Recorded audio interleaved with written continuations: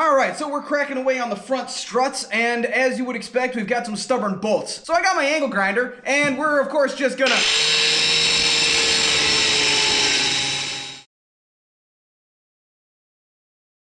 Greetings friends and welcome back to the garage. We are having so much fun today. We're doing the front struts and control arms in the Miata here, and as you can see, the old ones are nasty, and Syncratic here has got the old control arm. Just look at that bushing. That is delicious. The suspension on this car was pretty messed up. I don't know if it was dropped or they just never bothered to change the struts. But all four springs were busted and these front control arms were pretty wrecked. As expected, the ball joints put up a fight, but fortunately Ted left us a nice little tool to break those loose. And while we should have probably disconnected the tie rods, we were able to come up with a brilliant workaround.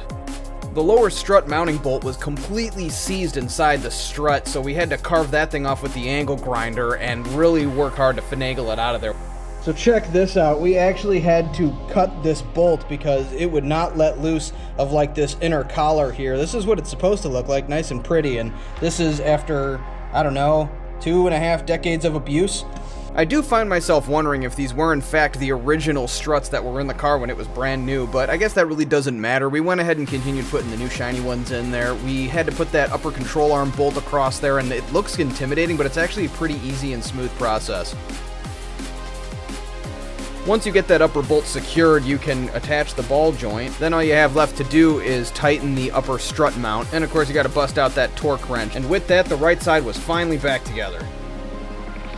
Fortunately, the left side was a lot easier to manage. We didn't have to bust out the angle grinder and carve any bolts off. Everything came loose amicably. Of course, we had to fight the ball joint, but that's pretty normal considering that they're kind of pressed into the knuckle. Anyway, the new hardware went in there just fine, and we were able to secure it and get it all back together without any issues. It was really exciting for us to finally get this back together properly because we've been looking forward to driving this thing under proper conditions since we got it. It's been a couple of months, and finally we get to take it out on the road and see what a Miata is really supposed to feel like.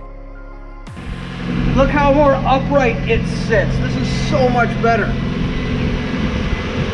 Anyway, let's go ahead and take it for a ride. It makes a huge difference having those struts in there, like night and day. It was all right to drive before, but now I'm really seeing the appeal of driving these things. It's so easy and comfortable. It's like driving a little go-kart, especially with all the big land yachts I drive. Being able to drive this little freaking toy box is just hilarious, and I love it. Anyway, thanks for watching, everyone. Good luck, have fun, drive safe. You know how we do, and I'll see you next time.